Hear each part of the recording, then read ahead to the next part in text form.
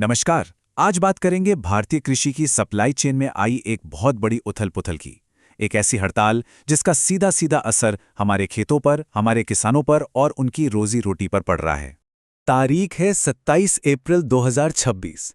इस दिन देश भर के एग्रो इनपुट डीलरों ने अपनी दुकानें बंद रखने का ऐलान कर दिया। एक राष्ट्रव्यापी हड़ताल। लेकिन सवाल ये है कि आखिर ऐसा हो क्यों रहा है? तो देखिए, इस हड़ताल के पीछे है all India agro input dealers association यानी AIDA। ये एक दिन का सांकेतिक बंद है।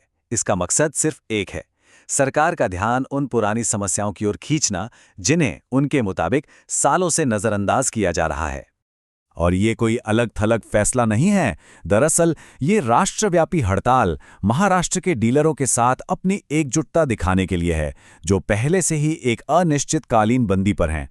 मतलब ये पूरे देश में एक सोचा समझा और समन्वित प्रयास है। तो ये डीलर इतने ज्यादा परेशान क्यों हैं?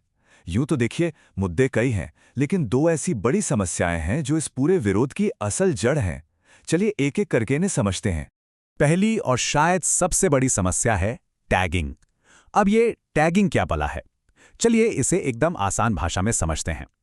मान लीजिए आप किराने की दुकान पर ब्रेड खरीदने गए और दुकानदार कहे कि भाई ब्रेड तभी मिलेगी जब साथ में केचप की बोतल भी खरीदोगे। भले ही आपको केचप चाहिए ही नहीं। बस यही काम उर्वरक कंपनियां डीलरों के साथ कर रही हैं। और इस टैगिंग का असर बहुत ही बुरा होता है। सोचिए, छोटे डीलरों पर सीधा सीधा फाइनेंशियल बोझ पड़ता है। उनकी जो पूंजी है वो ऐसे सामान में फंस जाती है जो बिकता ही नहीं। फिर जब वो ये गैर जरूरी सामान किसानों को बेचने की कोशिश करते हैं तो किसानों और उनके बीच का भरोसा टूटता है, विवाद होते हैं। और ये कोई आज की बात नहीं है, पिछले 4-5 साल से ये समस्या लगातार बढ़ती ही जा रही है। अब आते हैं दूसरी बड़ी चुनौती पर, और वो है कानूनी सुरक्षा। जरा सोचकर देखिए, एक कंपनी ने कोई प्रोडक्ट बनाया, उसे पैक किया, सील किया। अब अगर उसका सैंपल क्वालिटी टेस्ट में फेल हो जाता है तो सजा किसे मिलती है? डीलर को।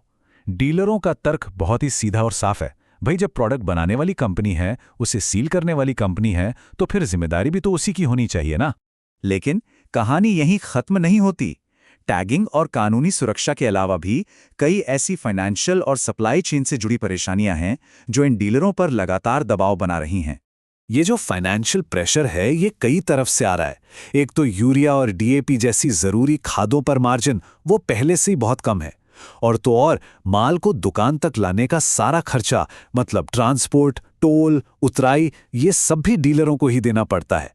तो कम मुनाफा और बढ़ते खर्च का ये जो चक्र है ये छोटे व्यापारियों की कमर तोड़ रहा है।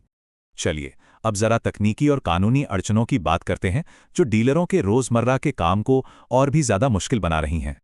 देखिए, सरकार नैनो उर्वरक जैसी नई टेक्नोलॉजी को बढ़ावा तो दे रही है, लेकिन जमीनी हकीकत कुछ और है। डीलरों का कहना है कि किसानों को इससे अच्छे नतीजे नहीं मिल रहे हैं। इसी तरह साथी और पॉस जैसे डिजिटल पोर्टल्स का मकसद तो काम आसान करना था, लेकिन असल में वो अक्सर OTP की दिक्कत और धीमे इंटरनेट की वजह से एक नई सिरदर्दी बन जाते हैं। और यहीं पर उनकी एक और बहुत अहम मांग सामने आती है, प्रशासनिक बोझ को कम किया जाए। डीलरों का कहना है कि हर महीने मैनुअल रिपोर्टिंग करना, स्टॉक बोर्ड लगाना, ये सारे नियम व्यापार को आसान बनाने की जगह और उलझा देते हैं। तो इन सारी समस्याओं को देखने के बाद सवाल उठता है कि इसका हल क्या है। अच्छी बात यह है कि डीलरों ने सरकार के सामने एक बहुत ही साफ सुथरी योजना रखी है। उनकी मांगें 5 मुख्य बिंदुओं पर टिकी हैं। सबसे पहला, टैगिंग की ये जो प्रथा है इसे पूरी तरह से खत्म किया जाए। दूसरा, नैनो उर्वरकों को अनिवार्य नहीं बल्कि स्वैच्छिक बनाया जाए। तीसरा, प्रोडक्ट की क्वालिटी की कानूनी जिम्मेदारी बनाने वाली कंपनी पर हो।